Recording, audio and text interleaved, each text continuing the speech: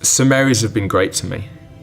They have really brought the expertise of every different division we have in our school to help me achieve my goal.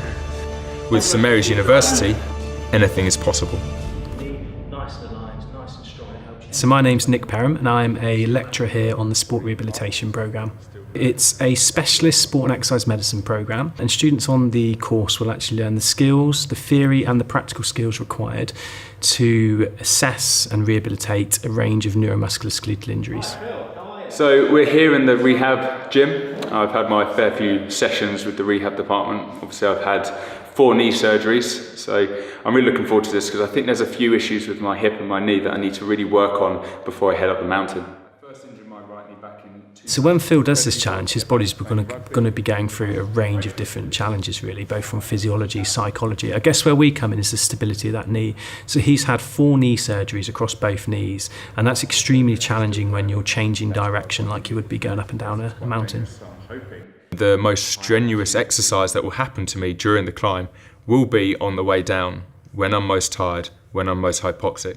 So I need to make sure that my knees and all the surrounding musculature are fine, are strong to deal with that stress, but at the same time be able to deal with that stress after 8 hours of walking uphill beforehand.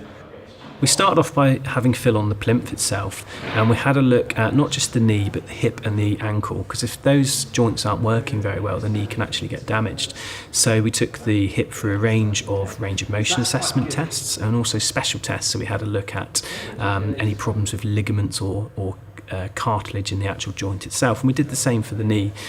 So we took the knee through a range of motion assessments, and I tested various special tests which look at the integrity of the ligaments, so particularly the anterior cruciate ligament, which Phil had injured previously and had surgery on, and the medial and lateral collateral ligaments, which provide stability to the outside of the knee.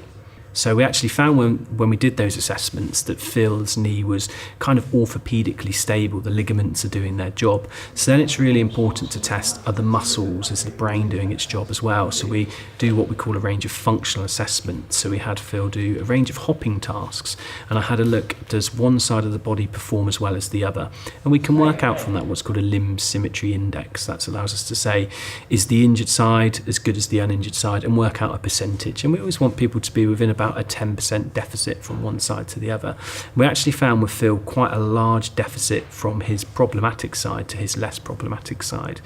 So then what we did is we really honed in on a range of specific exercises, trying to strengthen up the muscles around the hip, the muscles around the knee, and the muscles around the ankle to provide that functional stability that Phil is going to need when he goes up and down this mountain changing direction. That was a really good session. What I love about sports rehab is it's so much harder than you think it is, because even though you're not lifting heavy weights, they're so specific what you need to do, and they're really highlighting your weaknesses. And what I love as well is that every time I go to a rehab session, I learn a little bit more about my body. So if I could, I'd have these every week. So I think the keys to Phil's success from my perspective are really going to be focusing in on making sure that knee doesn't become painful, so it's nice and stable, the muscles around it are protecting it. And then there's the other things which the other aspects of the multidisciplinary team will look at, the psychology, the physiology, the strength and conditioning support that he's had.